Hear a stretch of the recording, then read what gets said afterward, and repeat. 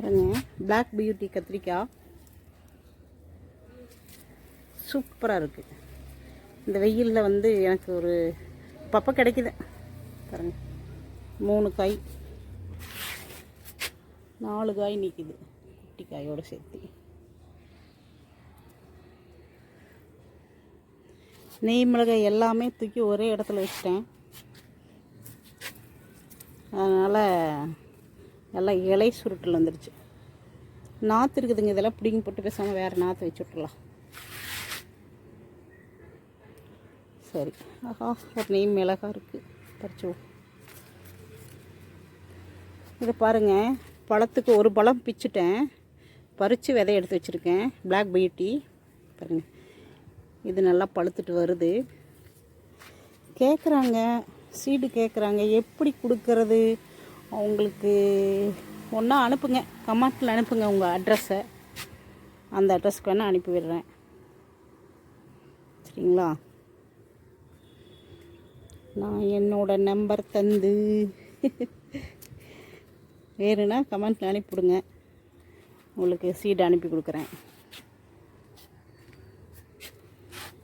பாருங்கள், black beauty, இது ஃபுல்லாக பிளாக் பியூட்டி தாங்க. ஒரு 1 2 3 4 அந்த பக்கம் ஒரு செடி, 5 செடி இருக்குது. இதெல்லாம் கொஞ்சம் மொட்டை அடிச்சு விட்டோம்னா பாருங்கள், மொட்டை அடிச்சு விட்டோம்னா நல்லா இது பஞ்சகாவியாக ஸ்ப்ரே பண்ணோம்னா மறுபடியும் நல்லா தழுத்து வந்துடும். இப்போயே தழுத்து தான் இருக்குது நல்லா.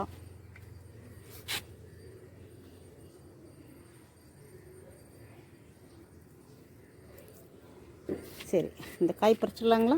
நாங்கள் இந்த கத்திரிக்காயை பறிச்சிடுவோம். நல்லா பெருசாகிடுச்சு, ஆனால் உள்ள பிஞ்சாக தாங்க இருக்கும்.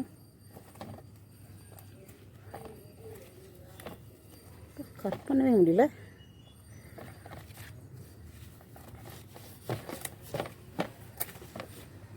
ஓஹோ, எவ்வளோ பெருசு இருக்குது பாருங்க. இது ஒரு காய் போதும் போல்.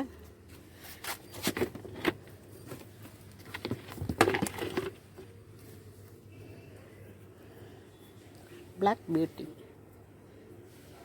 அழகாக இருக்குல்ல? வாங்க, இன்னும் 2 கத்திரிக்காயும் பறிச்சிடுவோம்.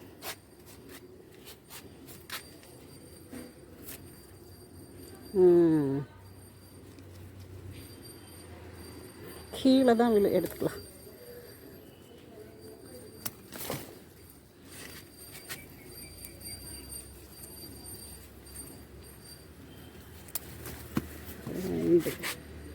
இது வேணால் அப்படியே எடுத்துட்டு இந்த 2 சரி.